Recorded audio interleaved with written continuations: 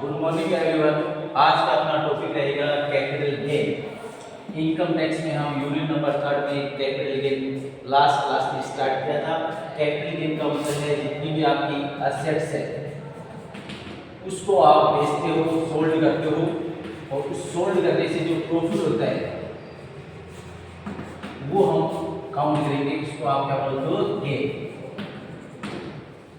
आपने असेट्स में land building,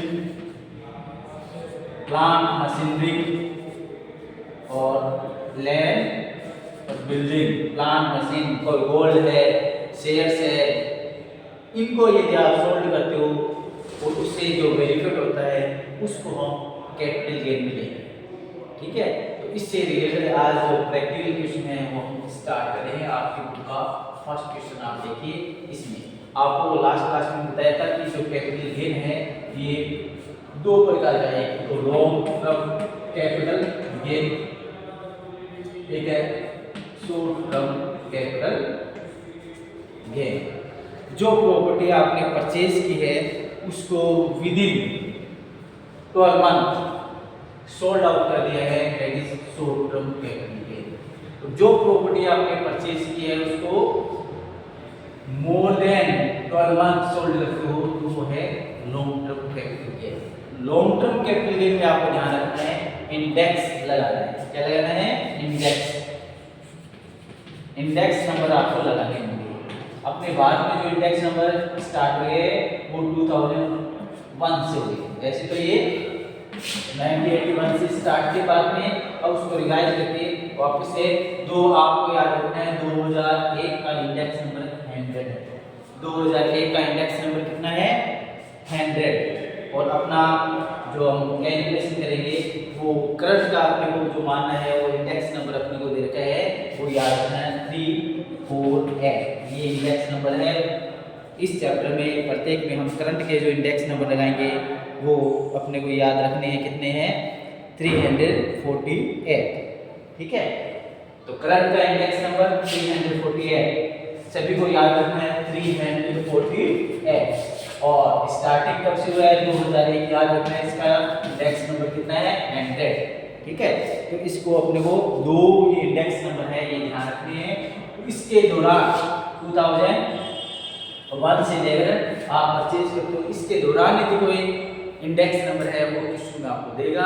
दो इंडेक्स नंबर को आपको याद रखना पड़ेगा। 2001 का इंडेक्स नंबर कितना है? 100। और करंट का इंडेक्स नंबर कितना यूज करोगे आप? 348। ये दो बेटा आपको याद रखने होंगे और हम क्वेश्चन के अंदर ही देखेंगे, वहां पर आपको मिलेगा। क्लियर? अब हम अपने बुक का फर्स्ट क्वेश्चन स्टार्ट करते हैं। देखिए फर्स्ट क्वेश्चन अपनी बुक का।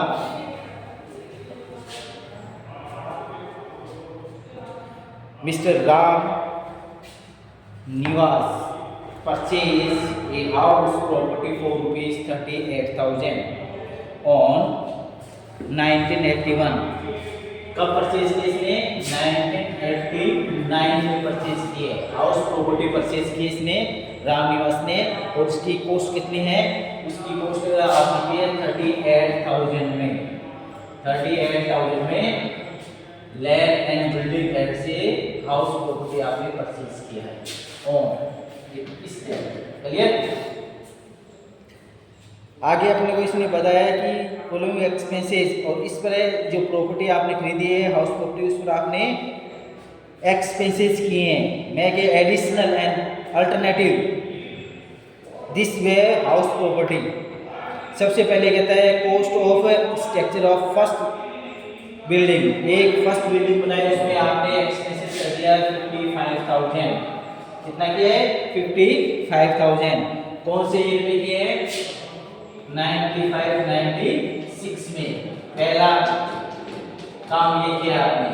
ठीक है, इम्प्रूवमेंट क्या क्या किया है? फिर सेकंड इम्प्रूवमेंट आपने किया है, इसमें और एक मंजिल बनाई है, वो आपने की है 2005 और 6 में। और कितना खर्चा हुआ है वो अपने को दे रखा है इसने 1,70,000। ठीक है, बिल्डिंग आपने परचेज की थी, लैंड बिल्डिंग इस अमाउंट में इस डेट को। फिर आपने उसमें एक इंप्रूवमेंट किया, मतलब एक दो रूम बनाए, ये फिर इस डेट को आपने कितना इंप्रूवमेंट किया, इन दो उसमें और बनाए हैं वो। और उसके बाद कहता है अल्टरनेटिव, इस प्रॉपर्टी को आपने इसमें खर्चा और किया है, वो आपने 1230 में भी आपने खर्चा किया इसमें 1,45,000। ठीक है, इस तरीके से आपने इसमें इम्प्रूवमेंट किए हैं, वो अपने को इसने दे रखे हैं। ठीक है, कॉस्ट ऑफ इम्प्रूवमेंट। तो ये आप ये नहीं कह सकते कि मैंने ये परचेज किया है, ये मेरी कॉस्ट लगी है, ये भी कॉस्ट लगी है, और ये आपने उसमें इम्प्रूवमेंट की है। ठीक है, उस बिल्डिंग पर और स्ट्रक्चर बनाया आपने और कंस्ट्रक्शन करवाया, तो उस कंस्ट्रक्शन की अमाउंट आपकी ये लगी है। ठीक है, वो कंस्ट्रक्शन की अमाउंट आपके सामने है। ये सभी का टोटल, अब आप कुछ नहीं करेंगे, सभी का टोटल है वो आपकी टोटल कॉस्ट है। तो उनको ये ध्यान रखना है, ये लॉन्ग टर्म कैपिटल गेन हो गया है। क्या हो गया ये? Long term capital gain. आपको सीधा सा ध्यान रखना है, जो भी आपने प्रॉपर्टी परचेज की है उसको यदि विद इन 3 ईयर, 3 वर्ष के अंदर अंदर परचेज किया है, सोल्ड कर दिया, तो है शॉर्ट टर्म, और 3 वर्ष के अधिक है तो है लॉन्ग टर्म। ठीक है, और 1 ईयर वाला क्या है? शेयर्स के मामले में 1 ईयर वाला ध्यान रखना है, 1 वर्ष के अंदर शेयर्स खरीदते हो बेचते हो तो शॉर्ट टर्म, उसके बाद लॉन्ग टर्म। तो प्रॉपर्टी के बारे में 3 ईयर ध्यान रखना है। प्रॉपर्टी के मामले में कितने? 3 वर्ष का आंकड़ा आपने को ध्यान रखना है। तो आप ये देखिए, प्रॉपर्टी आपने 3 वर्ष के अंदर परचेज करके सोल्ड की, आपको जैसे ये तो काफी ओल्ड है, बहुत पुरानी प्रॉपर्टी है, इसलिए क्लियर हो चुका है, ये लॉन्ग टर्म कैपिटल गेन की श्रेणी में है, उसके अकॉर्डिंग अपन इसको कैलकुलेट करेंगे। आगे अपने को कहता है कि कैलकुलेट तो जब करेंगे इसको आपने सोल्ड कर दिया गया, अभी तो उसने परचेज की और इंप्रूवमेंट की एक्सपेंसेस की डिटेल अपने को बताई है। नीचे अपने को ये डिटेल बता रहा है कि आपने क्या किया है। फर्स्ट में वैल्यू ऑफ प्रॉपर्टी, वो कहता है कि इसकी प्रॉपर्टी की जो वैल्यू है 1/4/2001 को इसकी वैल्यू अपने को दे रही है बेटा 2,25,000, 2,25,000 क्लियर, इस बिल्डिंग की। ठीक है, इसके बाद आगे अपने को इसने बताया कि ये जो हाउस प्रॉपर्टी सोल्ड कर दी है बाय मिस्टर रामनिवास ऑन 23 में इसको सोल्ड किया है। सोल्ड की प्राइस है 35 लाख, तो सोल्ड आपने कर दिया है और इस प्रॉपर्टी को 35 ले। ठीक है, ये आपने सोल्ड किया है 35 लाख रुपए। एक्सपेंसेस ट्रांसफर के खर्चे हुए हैं वो दे रखे हैं 15,000, और नीचे अपने को इंडेक्स दे रखा है 2005-6 का, 12-13 का इंडेक्स अपने को दे रखा है 117 और 200। ठीक है, ये अपना पूरा क्वेश्चन कंप्लीट हो गया है। इसके अकॉर्डिंग अपन अब क्वेश्चन स्टार्ट कर रहे हैं, इसका जो आंसर किस प्रकार से लिखना है। तो देखिए, ये आपको अपनी को भी है, ये आपके खर्चे लगे हैं जो लिख रखे हैं। अब आपको मैंने शॉर्ट टर्म और लॉन्ग टर्म का फॉर्मेट लिखवाया था, उसके अकॉर्डिंग अपन क्वेश्चन कंप्लीट करेंगे। तो एक फॉर्मेट बना लेते हैं।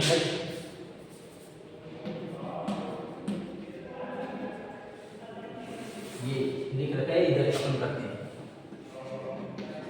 Computation of taxable income from capital gain for the assessment year. 2 line में लिखना है आपको, यहाँ से इसलिए लिखा मैं।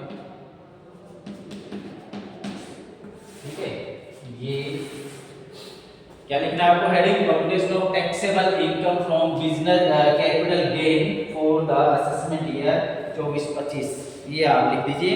और सबसे पहले लिखेंगे selling price of house, sales of house property, sales of house property this one, यहाँ लिख देंगे अपन 35 लाख में ये बिका है 35। ठीक है, फिर यहाँ आपको क्या लिखना है? कॉस्ट ऑफ एक्विजिशन, क्या लिखना है? Cost of acquisition. तो आपको थोड़ा सा ध्यान ये रखना है कि बेटा अपना इंडेक्स स्टार्ट हुआ था 2001 से, 2001 से इंडेक्स स्टार्ट है, 2001 का इंडेक्स अपने को याद रखना है 100। अब ये 2001 से पहले की एक्टिविटी, दिस वन, तो ये एक्टिविटी एक, ये आपने परचेज किया है, ये 2001 से पहले का है। तो 2001 से पहले के जो भी ट्रांजैक्शन है वो ये देखो, ये और ये 2001 से पहले का है। तो 2001 से पहले के ट्रांजैक्शन और 2001 की वैल्यू से कंपेयर करना है, जो हायर है वो अपने को यूज करना है। तो देखिए 2001 से पहले का 38,000, 55,000, इन दोनों का टोटल पेमेंट करूँ तो 2001 की वैल्यू कितनी है, रिवाइज वैल्यू 225, इसलिए हायर कौन सी है, 2,25,000। तो यहाँ से अपना क्वेश्चन स्टार्ट हो जाएगा। ठीक है, तो यहाँ लिखेंगे less cost of acquisition,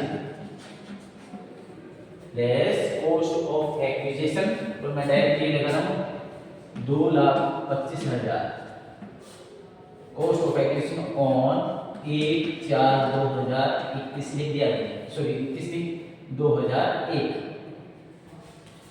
cost of acquisition on 1 April 2001 amount 2,45,000 divide में इसका इंडेक्स ऐसे लगाते हैं into current index. Current index आपको बताया था अभी, अपने को कितना याद रखना है, करंट इंडेक्स 348, कितना है 348। अब इसको कैलकुलेट करके यहाँ एक पॉइंट। दूसरा पॉइंट अपने को लिखना है cost of improvement, cost of improvement, improvement.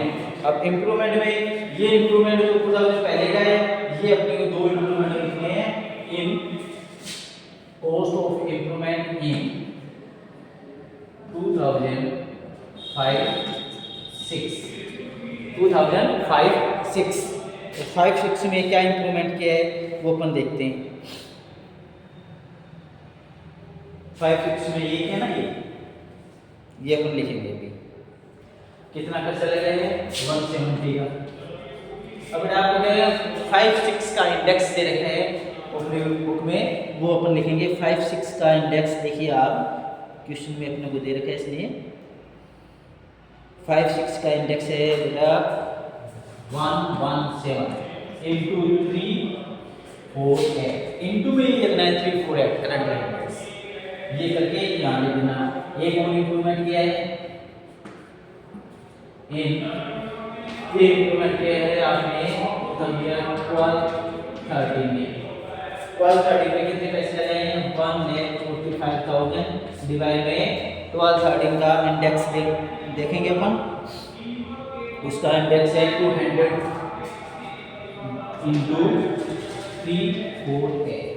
इसकी कैलकुलेशन करना, एक लिख देना 3 नंबर पॉइंट, ट्रांसफर एक्सपेंसेस, ये अपने को गिवन है, इस पर इंडेक्स में लगाना है। ट्रांसफर एक्सपेंसेस 15,000 है, ये मैं लिख देता हूँ, उस पर इंडेक्स में लिखता है। ठीक है, ये करने के बाद ये चारों आइटम इस 35 लाख में से लेस कर देना, और ये जो आएगा ये आंसर आ जाएगा taxable income from long term capital gain. Taxable income from long term capital gain, ये आपका आंसर है 19,44,000। ठीक है, ये देख लेना, कैलकुलेट करके आप आंसर इस तरीके से क्वेश्चन को हल करना है। तो आपने क्या देखा कि जो परचेजिंग कॉस्ट है वो लिखोगे, और किस ईयर में आपने परचेज किए उसका डिवाइड में इंडेक्स आएगा, इनटू में इंडेक्स करंट का आएगा 348। ये अपने को ध्यान में रखना है, इसके अकॉर्डिंग ये क्वेश्चन को करना है।